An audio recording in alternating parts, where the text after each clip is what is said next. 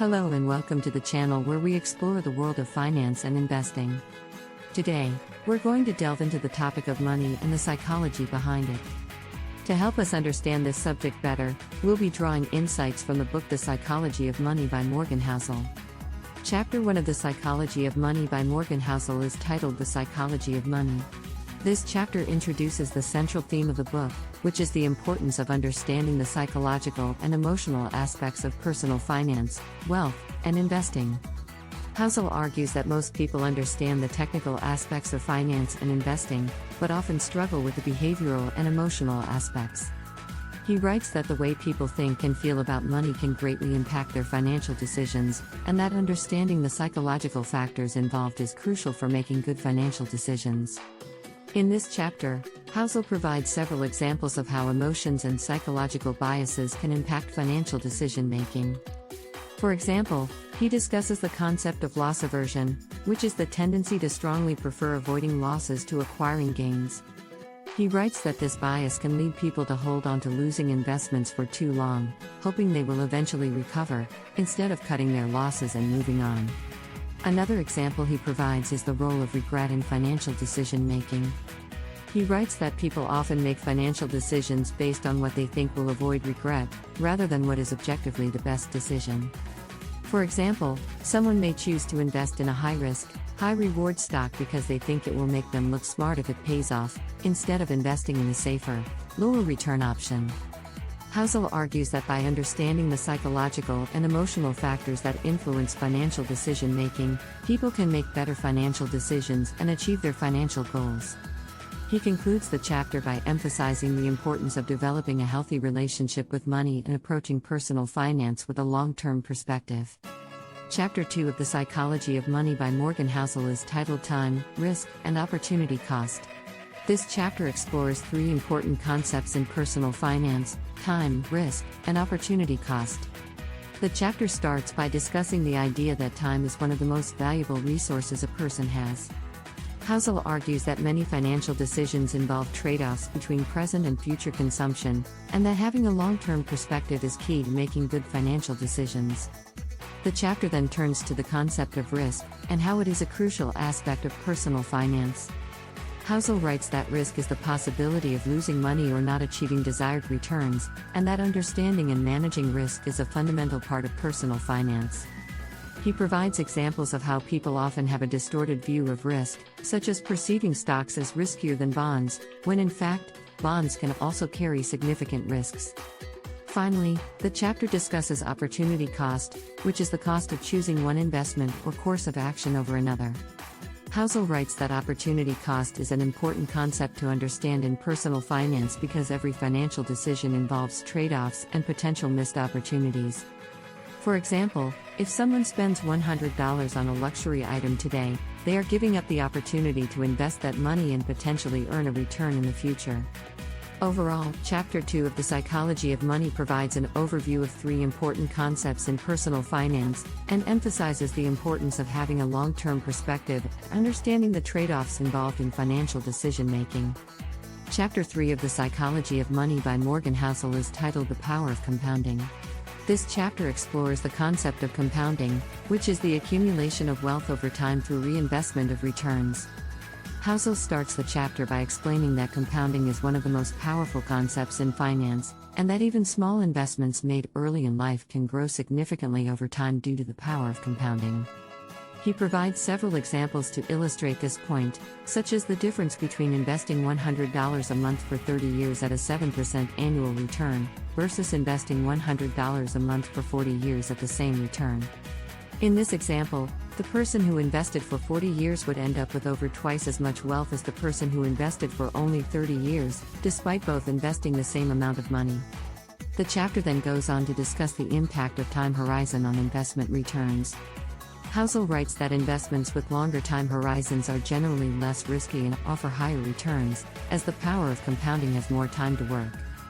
He also discusses the idea that people often invest too conservatively, due to a fear of short-term market volatility, and that this can have a significant impact on their long-term investment returns.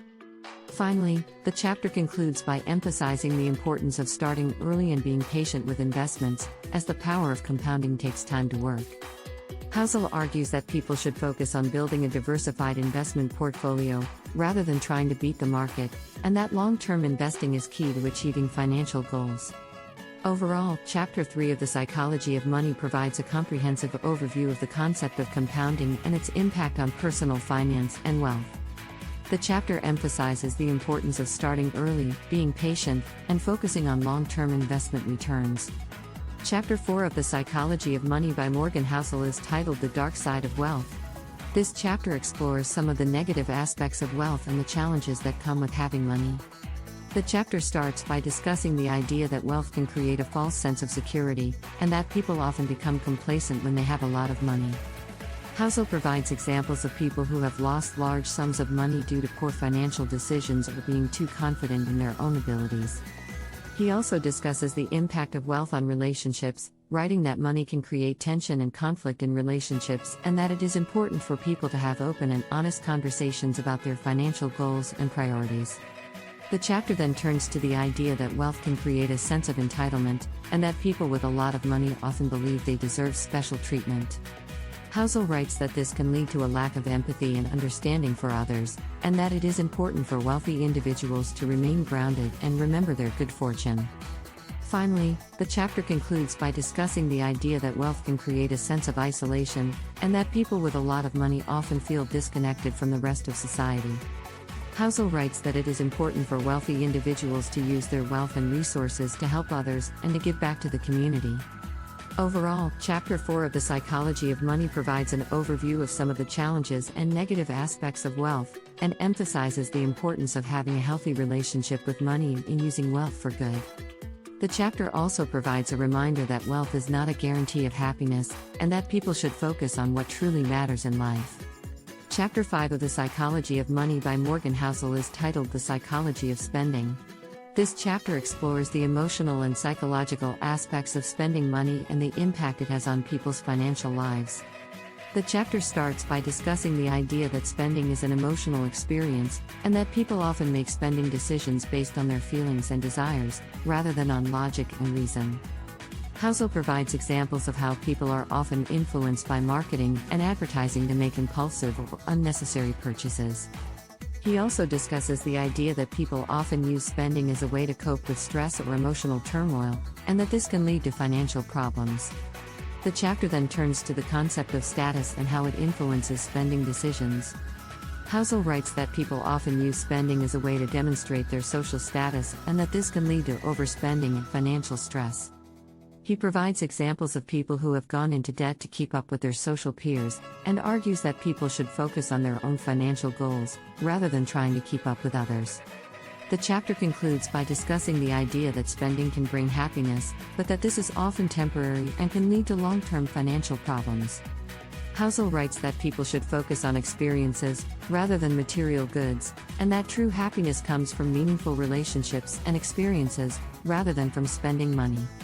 Overall, Chapter 5 of The Psychology of Money provides an overview of the emotional and psychological aspects of spending and how it affects people's financial lives.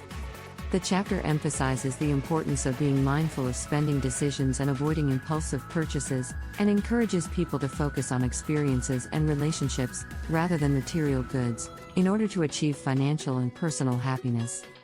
Chapter 6 of The Psychology of Money by Morgan Housel is titled The Cost of Being Rich. This chapter explores the challenges and costs that come with having a high net worth, and how people can manage these costs effectively.